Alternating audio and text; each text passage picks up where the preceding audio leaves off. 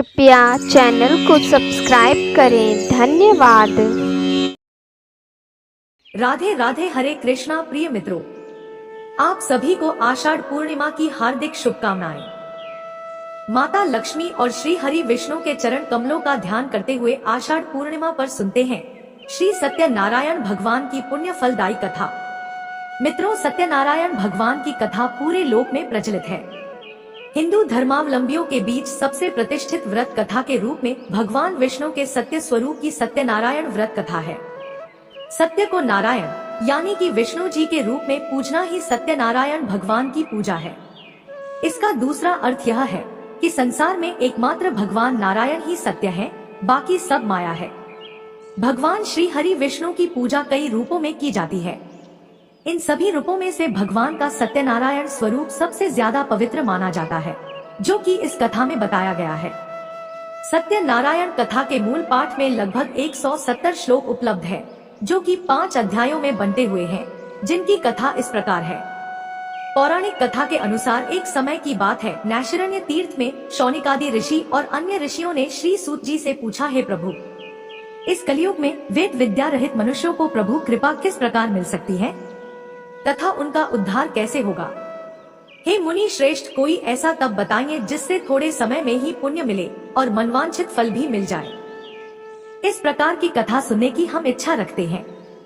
सर्व शास्त्रों के ज्ञाता सूत जी बोले, हे वैष्णवों, आप सभी ने प्राणियों के हित की बात पूछी है, इसलिए मैं एक ऐसे श्रेष्ठ व्रत को आप लोगों को बताऊंगा जिसे नारद जी ने नारायण जी से पूछा था और लक्ष्मीपति ने मुनिश्रेष्ठ नारद जी से कहा था। आप सब इसे ध्यान पूर्वक सुनिए। एक समय की बात है, योगीराज नारद जी सर्व प्राणियों के हित की इच्छा रखते हुए अनेकों लोकों में घूमते हुए मृत्युलोक में आ पहुँचे। यहाँ उन्होंने अनेक योनियों में जन्मे सभी मनुष्यों को अपने कर्मों द्वारा अनेकों दुखों से पीड़ित देखा। उनका दुख देख नारद जी सोचने लगे कि ऐसा कौन सा यत्न किया जाए जिसके करने से निश्चित रूप से मानव के सभी दुखों का अंत हो जाए। इसी विचार पर मंथन करते हुए वह विष्णुलोक में पहुँचे। वहाँ वह देवों के ईश श्री नारायण की स्तुति करने लगे, जिनके हाथों में शंख, चक्र, गदा और पद्म थे और गले में वरमाला पहने हुए थे। स्तुति करते हुए नारद जी बोले, हे भगवान, आप अनंत शक्ति से संपन्न हैं। आपका आदि तथा अंत नहीं है। निर्गुण स्वरूप सृष्टि के पालन करता आप भक्तों के दुख को दूर करने वाले हैं। आपको मेरा नमन है। नारद जी की स्तुति सुनकर विष्णु भगवान बोले, हे मुनिश्रेष्ठ, आपके मन में क्या बात है? आप किस कार्य के लिए पधारे हैं? उसे निसंकोच होकर कहो। इस पर नारद मुनि बोले, हे प्रभु, मृत्युलोक में अनेक योनियों में जन्मे मनुष्य अपने कर्मों के द्वारा अनेकों दुख से दुखी हो रहे हैं। हे नाथ, आप मुझ पर दया करते हैं, तो बताइए कि मनुष्य थोड़े प्रयास से ही अपने दुखों से कैसे छुटकारा पा सकते हैं। श्रीहरि बोले, हे नारद, मनुष्यों की भलाई के लिए तुमने बहुत अच्छी बात पूछी है, जिसके करने से मनुष्य मोह माया से छूट जाता है। वह बात मैं कहता हूँ, ध्यान पूर्वक सुनो। यह स्वर्ग लोक व मृत्युलोक दोनों में एक दुर्लभ उत्तम व्रत है, जो पुण्य देने वाला है। आज प्रेमवश होकर मैं उसे तुमसे कहता हूँ। मेरे स्वरूप श्री सत्यनारायण भगवान का यह व्रत अच्छी तरह विधान पूर्वक करके मनुष्य धरती लोक में सुख भोग कर अंत समय में मोक्ष को प्राप्त करता है। श्रीहरि के वचन सुन नारद जी बोले कि उस व्रत का फल क्या है और उसका विधान क्या है? यह व्रत किसने किया था? सभी कुछ विस्तार से बताएं। नारद जी की बात सुनकर श्रीहरि बोले, दुख व शोक को दूर करने वाला यह व्रत सभी स्थानों पर विजय दिलाने वाला है। मानव को भक्ति व श्रद्धा के साथ शाम के समय श्री सत्यनारायण की पूजा धर्म परायण होकर ब्राह्मणों व बंधुओं के साथ करनी चाहिए। भक्ति भाव से ही नैवेद्य, केले का फल, घी, दूध और गेहूं का आटा सवाया ले। गेहूं के स्थान पर साठी का आटा, शक्कर तथा गुड़ लेकर वह सभी भक्षण योग्य पदार्थों को मिलाकर भगवान का भोग लगाए। इस तरह से सत्यनारायण भगवान का यह व्रत करने पर मनुष्य की सारी इच्छाएं निश्चित रूप से पूरी होती हैं। इस कलिकाल अर्थात कलयुग में मृत्युलोक में मोक्ष का यही एक सरल उपाय बताया गया है। मित्रों, श्री सत्यनारायण कथा का प्रारंभ भगवान विष्णु और नारद जी के वार्तालाप से होते हुए श्रीहरि के सत्यनारायण व्रत एवं पूजन की विधि के वर्णन के साथ राजा उल्कामुख, गरीब लकड़हारा, निर्धन ब्राह्मण, साधु वैश्य, लीलावती, कलावती, धनवान व्यवसायी, राजा तुंगध्वज एवं गोपगणों की कथा तक है। सूत जी बोले, हे ऋषियों, जिसने पहले समय में इस व्रत को किया था उसका इतिहास मैं कहता हूँ, आप ध्यान पूर्वक सुनो। रमणीय काशी नामक नगर में कोई अत्यंत निर्धन ब्राह्मण रहता था। भूख और प्यास से व्याकुल होकर वह प्रतिदिन पृथ्वी पर भटकता रहता था। भगवान ने उस दुखी को देखकर वृद्ध का रूप धारण करके उस द्विज से आदर पूर्वक पूछा, हे निर्धन ब्राह्मण, प्रतिदिन अत्यंत दुखी होकर तुम किस लिए पृथ्वी पर भ्रमण करते रहते हो? हे द्विजश्रेष्ठ, यह सब बतलाओ, मैं सुनना चाहता हूँ। वो बोला, हे प्रभु, मैं अत्यंत दरिद्र हूँ और भिक्षा के लिए ही पृथ्वी पर घूमा करता हूँ। यदि मेरी इस दरिद्रता को दूर करने का आप कोई उपाय जानते हो तो कृपा पूर्वक बतलाइए। विष्णु रूपी वृद्ध बोला, हे मानव, सत्यनारायण भगवान अनन्य फल को देने वाले हैं। तुम उनका व्रत करो, जिसे करने से मनुष्य सभी दुखों से मुक्त हो जाता है। व्रत के विधान को कहकर वृद्ध रूपी भगवान विष्णु वहीं पर अंतर्धान हो गए। ब्राह्मण मन ही मन सोचने लगा कि जिस व्रत को वृद्ध ब्राह्मण करने को कह गया है, मैं उसे जरूर करूंगा। यह निश्चय करने के बाद उसे रात में नींद नहीं आई।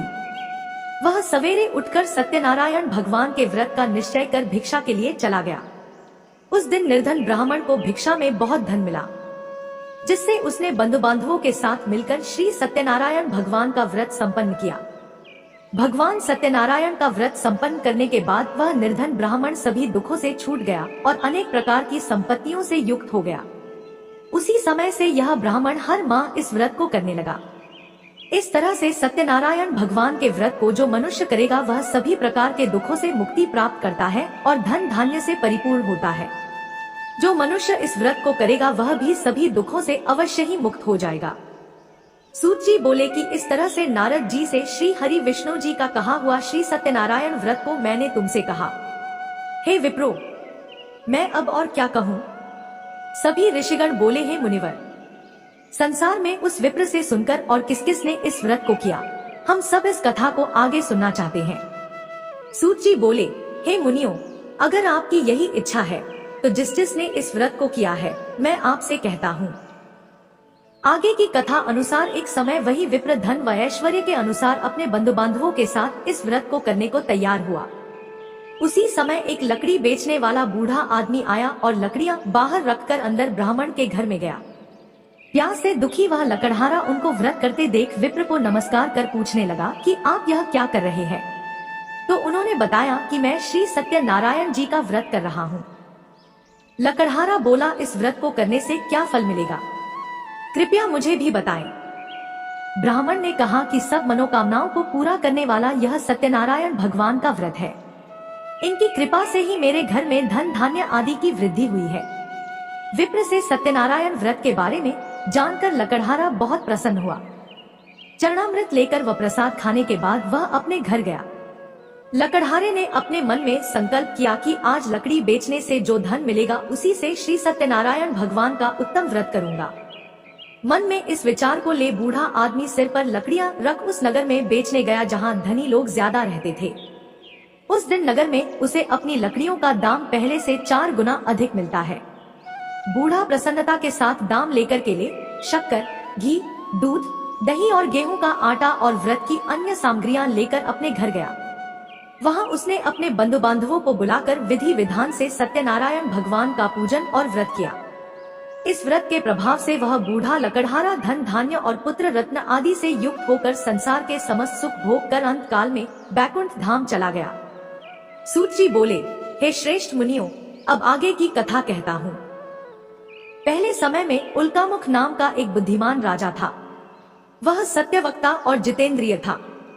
प्रतिदिन देव स्थानों पर जाता और निर्धनों को धन देकर उनके कष्ट दूर करता था। उसकी पत्नी कमल के समान मुख वाली तथा सती साध्वी थी। भद्रशिला नदी के तट पर उन दोनों ने श्री सत्यनारायण भगवान का व्रत किया। उसी समय साधु नाम का एक वैश्य आया। उसके पास व्यापार करने के लिए बहुत सा धन भी था। राजा को व्रत करते देखकर वह विनय के साथ पूछने लगा, हे राजन, भक्तिभाव से पूर्ण होकर आप यह क्या कर रहे हैं? मैं सुनने की इच्छा रखता हूँ, तो आप मुझे बताएं। राजा बोला, हे साधु, अपने बंधु बांधवों के साथ पुत्रादि की प्राप्ति के लिए मैं श्री सत्यनारायण भगवान का व्रत व पूजन कर रहा हूँ।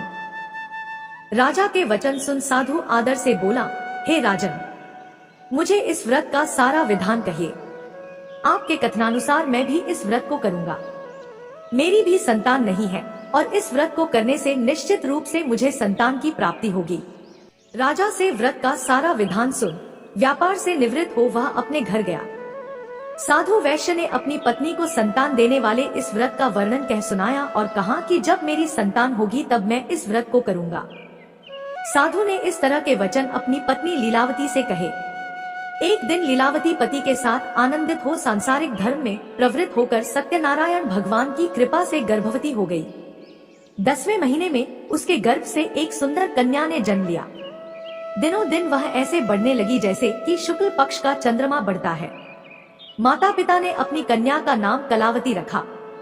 एक दिन लीलावती ने मीठे शब्दों में अपने पति को याद दिलाया कि आपने सत्यनारायण भगवान के जिस व्रत को करने का संकल्प किया था उसे करने का समय आ गया है, आप इस व्रत को करिए। साधु बोला कि हे प्रिय, इस व्रत को मैं उसके विवाह पर करूंगा। इस प्रकार अपनी पत्नी को आश्वासन देकर वह नगर को चला गया। कलावती पिता के घर में रह वृद्धि को प्राप्त हो गई। साधु ने एक बार नगर में अपनी कन्या को सखियों के साथ देखा तो तुरंत ही दूत को बुलाया और कहा कि मेरी कन्या के योग्य वर देख कर आओ।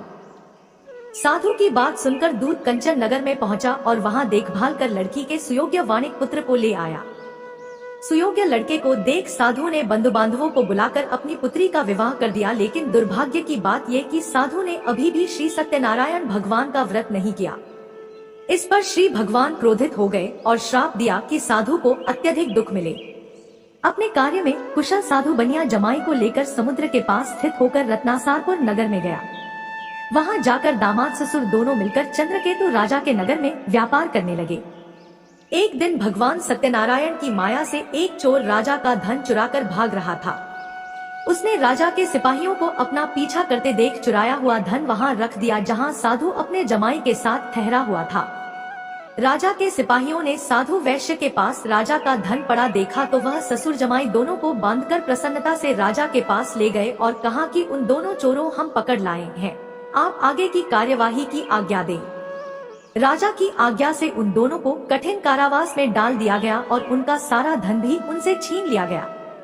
श्री सत्यनारायण भगवान से श्राप से साधु की पत्नी भी बहुत दुखी हुई। घर में जो धन रखा था उसे चोर चुरा ले गए। शारीरिक तथा मानसिक पीड़ा व भूख प्यास से अति दुखी हो अन्न की चिंता में कलावती के ब्राह्मण के घर गई। वहां उसने श्री सत्यनारायण भगवान का व्रत होते देखा, फिर कथा भी सुनी। वह प्रसाद ग्रहण कर वह रात को घर वापस आई। माता के कलावती से पूछा कि हे पुत्री, अब तक तुम कहाँ थी? तेरे मन में क्या है? कलावती ने अपनी माता से कहा, हे माता, मैंने एक ब्राह्मण के घर में श्री सत्यनारायण भगवान का व्रत देखा है। कन्या के वचन सुन लीलावती भगवान के पूजन की तैयारी करने लगी। लीलावती ने परिवार व बंधुओं सहित सत्यनारायण भगवान का पूजन किया और उनसे वर मांगा कि मेरे पति तथा जमाई शीघ्र घर आ जाएं। साथ ही यह भी प्रार्थना की कि हम सबका अपराध क्षमा करें। श्री सत्यनारायण भगवान इस व्रत से संतुष्ट हो गए और राजा चंद्रकेतु को सपने में दर्शन दे कहा कि हे राजन, तुम उन दोनों वैश्यों को छोड़ दो और तुमने उनका जो धन लिया है उसे वापस कर दो। अगर ऐसा नहीं किया तो मैं तुम्हारा धन, राज्य व संतान सभी को नष्ट कर दूंगा। राजा को यह सब कहकर वह अंतर्धान हो गए। रात काल सभा में राजा ने अपना सपना सुनाया, फिर बोले कि बणिक पुत्रों को कैद से मुक्त कर सभा में लाओ। दोनों ने आते ही राजा को प्रणाम किया। राजा मीठी वाणी में बोला, हे महानुभावों, भाग्यवश सा कठिन दुख तुम्हें प्राप्त हुआ है, लेकिन अब तुम्हें कोई भय नहीं है। सा कह राजा ने उन दोनों को नए वस्त्राभूषण भी पहनाए और जितना धन उनका लिया था उससे दुगना धन वापस कर दिया। दोनों वैश्य अपने घर को चल दिए। वैश्य ने मंगलाचार कर अपनी यात्रा आरंभ की और अपने नगर की ओर चल दिए। उनके थोड़ी दूर जाने पर एक दंडी वेशधारी श्री सत्यनारायण ने उनसे पूछा, हे साधु, तेरी नाव में क्या है? अभिवाणी वणिक हंसता हुआ बोला, हे दंडी, आप क्यों पूछते हो? क्या धन लेने की इच्छा है? मेरी नाव में तो बेल व पत्ते भरे हुए हैं। वैश्य के कठोर वचन सुन भगवान बोले, तुम्हारा वचन सत्य हो। दंडी ऐसे वचन कह वहां से दूर चले गए। कुछ दूर जाकर समुद्र के किनारे बैठ गए। दंडी के जाने के बाद साधु वैश्य ने नित्य क्रिया के पश्चात नाव को ऊंची उठते देखकर अचंभा माना और नाव में बेलपत्ते आदि देख वह मूर्छित हो जमीन पर गिर पड़ा। मूर्छा खुलने पर वह अत्यंत शोक में डूब गया। तब उसका दामाद बोला कि आप शोक ना मनाएं, यह दंडी का शाप है, इसलिए हमें उनकी शरण में जाना चाहिए, तभी हमारी मनोकामना पूरी होगी। दामाद की बात सुनकर वह दंडी के पास पहुंचा और अत्यंत भक्तिभाव नमस्कार करके बोला, मैंने आपसे जो जो असत्य वचन कहे थे उनके लिए मुझे क्षमा दे। ऐसा कहकर महान शोकातुर वो रोने लगा। तब दंडी भगवान बोले, हे वणिक पुत्र, मेरी आज्ञा से बार बार तुम्हें दुख प्राप्त हुआ है, तू मेरी पूजा से विमुख हुआ। साधु बोला, हे भगवान, आपकी माया से ब्रह्मा आदि देवता भी आपके रूप को नहीं जानते, तब मैं अज्ञानी कैसे जान सकता हूँ। आप प्रसन्न होइए, अब मैं सामर्थ्य के अनुसार आपकी पूजा करूँगा। मेरी रक्षा करो और पहले के समान नौका में धन भर दो। साधु वैश्य के भक्ति पूर्वक वचन सुनकर भगवान प्रसन्न हो गए और उसकी इच्छानुसार वरदान देकर अंतर्धान हो गए। ससुर जमाई जब नाव पर आए तो नाव धन से भरी हुई थी। फिर वहीं अपने अन्य साथियों के साथ सत्यनारायण भगवान का पूजन कर अपने नगर को चल दिए। जब नगर के नजदीक पहुँचे तो दूत को घर पर खबर करने के लिए भेज दिया। दूत साधु की पत्नी को प्रणाम कर कहता है कि मालिक अपने दामाद सहित नगर के निकट आ गए हैं। दूत की बात सुन साधु की पत्नी लीलावती ने बड़े हर्ष के साथ सत्यनारायण भगवान का पूजन कर अपनी पुत्री कलावती से कहा कि मैं अपने पति के दर्शन को जाती हूँ, तू कार्य पूर्ण कर शीघ्र आ जा। माता के से वचन सुन कलावती जल्दी में प्रसाद छोड़ अपने पति के पास चली गई। प्रसाद की अवज्ञा के कारण श्री सत्यनारायण भगवान रुष्ट हो गए और नाव सहित उसके पति को पानी में डुबो दिया। कलावती अपने पति को वहां ना पाकर रोती हुई जमीन पर गिर गई। नौका को डूबा हुआ देख व कन्या को रोता देख साधु दुखी होकर बोला कि हे प्रभु, मुझसे तथा मेरे परिवार से जो भूल हुई है उसे क्षमा करें। साधु के दीन वचन सुनकर श्री सत्यनारायण भगवान प्रसन्न हो गए और आकाशवाणी हुई, हे साधु, तेरी कन्या मेरे प्रसाद को छोड़कर आई है, इसलिए उसका पति अदृश्य हो गया है। यदि वह घर जाकर प्रसाद खाकर लौटती है तो इसे इसका पति अवश्य मिलेगा। ऐसी आकाशवाणी सुन कलावती घर पहुंचकर प्रसाद खाती है और फिर आकर अपने पति के दर्शन करती है। उसके बाद साधु अपने बंधु बांधवों सहित श्री सत्यनारायण भगवान का विधि विधान से पूजन करता है। इस लोक का सुख भोग वह अंत में स्वर्ग जाता है। सूत जी बोले, हे ऋषियों, मैं और भी एक कथा सुनाता हूँ, उसे भी ध्यान पूर्वक सुनो। प्रजापालन में लीन तुंगध्वज नाम का एक राजा था। उसने भी भगवान का प्रसाद त्याग कर बहुत ही दुख सहन किया। एक बार वन में जाकर वन्य पशुओं को मारकर वह बड़ के पेड़ के नीचे आया। वहां उसने ग्वालों को भक्तिभाव से अपने बंधुओं सहित सत्यनारायण भगवान का पूजन करते देखा। अभिमानवश राजा ने उन्हें देखकर भी पूजा स्थान में नहीं गया और न ही उसने भगवान को नमस्कार किया। ग्वालों ने राजा को प्रसाद दिया, लेकिन उसने वह प्रसाद नहीं खाया और प्रसाद को वहीं छोड़ वह अपने नगर को चला गया। जब वह नगर में पहुंचा तो वहां सब कुछ तहस-नहस हुआ पाया तो वह शीघ्र ही समझ गया कि यह सब भगवान ने ही किया है। वह दोबारा ग्वालों के पास पहुंचा और विधि पूर्वक पूजा करके प्रसाद खाया तो श्री सत्यनारायण भगवान की कृपा से सब कुछ पहले जैसा हो गया। दीर्घकाल तक सुख भोगने के बाद मरणोपरांत उसे स्वर्गलोक की प्राप्ति हुई। जो मनुष्य परम दुर्लभ इस व्रत को करेगा तो भगवान सत्यनारायण की अनुकंपा से उसे धन धान्य की प्राप्ति होगी। निर्धन धनी हो जाता है और भयमुक्त हो जीवन जीता है। संतानहीन मनुष्य को संतान सुख मिलता है और सारे मनोरथ पूर्ण होने पर मानव अंतकाल में बैकुंठ धाम को जाता है। सूत जी बोले, जिन्होंने पहले इस व्रत को किया है अब उनके दूसरे जन्म की कथा कहता हूँ। वृद्ध शतानंद ब्राह्मण ने सुदामा का जन्म लेकर मोक्ष की प्राप्ति की। लकड़हारे ने अगले जन्म में निषाद बनकर मोक्ष प्राप्त किया। उल्कामुख नाम का राजा दशरथ होकर बैकुंठ को गए। साधु नाम के वैश्य ने मोरध्वज बनकर अपने पुत्र को आरे से चीरकर मोक्ष पाया। महाराजा तुंगध्वज जन्मांतर में स्वयंभू मनु हुए और भगवत संबंधी संपूर्ण कार्यों का अनुष्ठान करके वैकुंठलोक को प्राप्त हुए। जो गोपगण थे वे सब जन्मांतर में व्रजमंडल में निवास करने वाले गोप हुए और सभी राक्षसों का संहार करके उन्होंने भी भगवान का शाश्वत धाम गोलोक प्राप्त किया। इस प्रकार श्री स्कंद पुराण के अंतर्गत रेवाखंड में श्री सत्यनारायण व्रत कथा का यह 5वां अध्याय पूर्ण हुआ। बोलिए श्रीमन नारायण नारायण हरि हरि, श्रीमन नारायण नारायण हरि हरि।